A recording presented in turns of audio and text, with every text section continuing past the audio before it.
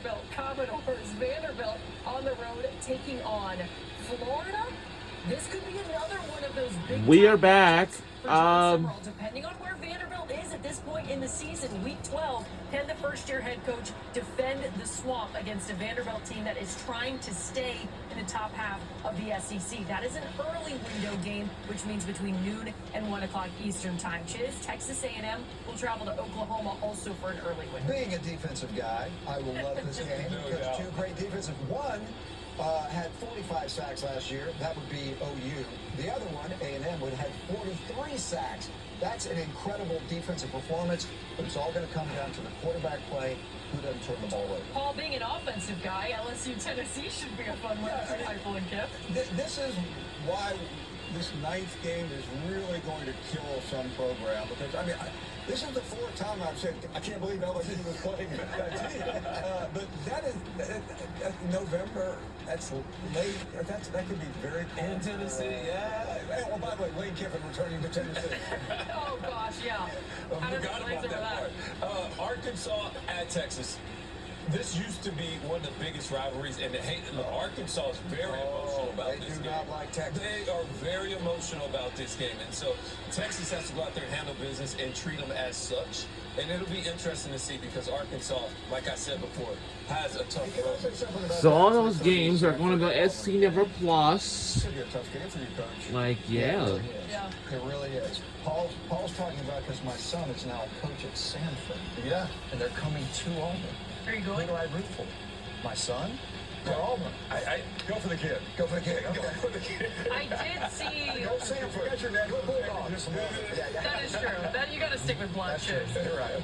That's week 12, which sets us up for the final weekend of the season.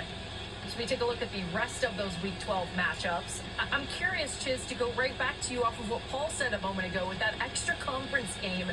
Where do you anticipate these teams being from a physical standpoint as you enter a very pivotal final weekend, rivalry matchups, and potential resume make or breaks with these teams? This is where I think it's so important for the strength coaches, the trainers, the coaches to be on the same page.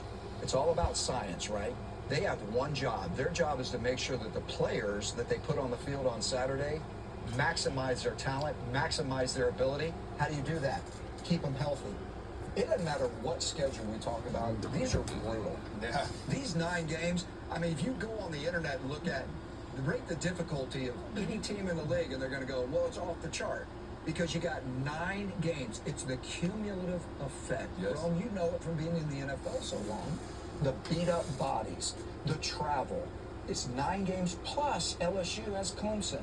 I can go down the list of everybody that has another physical game on top of the 9.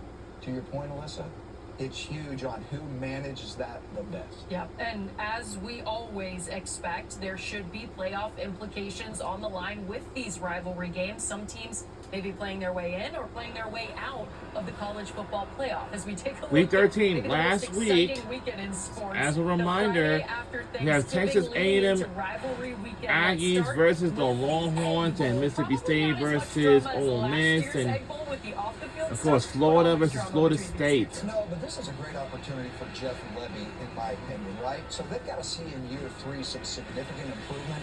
Let me tell you what, you play your rivalry really, really good, at least down to the end, or beat them, that's going to carry a lot of weight in the state of Mississippi for Jeff Levy. That's exactly what I'm saying for John Summerall versus Florida State. Look, I don't think anybody's had more people talk down about their program right now than Florida State. Would you agree with that, Paul? Mike Norvell is not looking to stop it. Yeah. Go win that game, John Summerall, and your whole season is already trended on the right direction for year 2. And this game, Mike Elko, everybody's a fan of Mike Elko, but you need to beat Texas one of these times, Yes. especially at home. That Put so much into that game a year and a half ago. Yeah. What are you talking about? Yeah. That one a 7:30 Eastern time kick on ABC on Friday night. As It's we Saturday, move November ahead to 28th. Saturday. Yes, those games we were just talking And about. it will be on Thursday Auburn, and Alabama. It will Friday. be It's now Auburn, Saturday Alabama. afternoon or Week night window. 13, last week of the regular season. Paul? Yeah, this game is great. It's gonna be, and also we won't forget about is Auburn, Alabama. Always have rivalry games against each other at the Iron Bowl every single year. And also we have Vanderbilt versus Tennessee. That is a rivalry game. Since those two teams both were in Well, let me tell you, you want to use the word in Tennessee together. This will be the team you use it for because they got embarrassed. Vandy had almost 600 yards of offense. It wasn't even a fair fight. It was at the end of the year. Probably cost. So Mississippi State, Ole Miss at noon on ABC. Florida State on ABC. And I go for Texas A&M versus Texas Longhorns on ABC as well. And everything else, well, Georgia Tech will decide right there. But Auburn, Alabama, Vanderbilt, Tennessee, Missouri versus Oklahoma, and Luther versus Kentucky.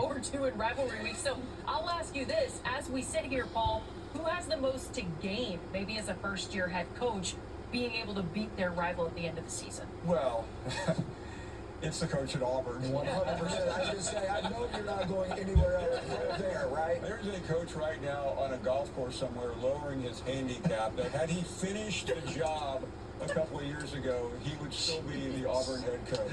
Oh, just had to do it. Had to go there, didn't So it, Paul? early and already there. Ouch. I mean, you can speak to that better than anybody, right? If you want to win over a fan base, Alex Golesh could lose every single game except for that one. And I'm not saying Auburn fans would be happy, but they'd be like, all right, at least we have Yeah. The rest of them that'd be kind of a lot of mulligans, Yeah. right? But here's what Alex Golesh knows. You know what I love about him? He actually said it in spring ball. He's never been in the rivalry. And he doesn't pretend like he knows what's in the rivalry. But you know what he said? He said, but if it means a lot to the Auburn fans, it means a lot to me. He didn't go in there trying to pretend he knows what the rivalry is, because I'm going to be fair.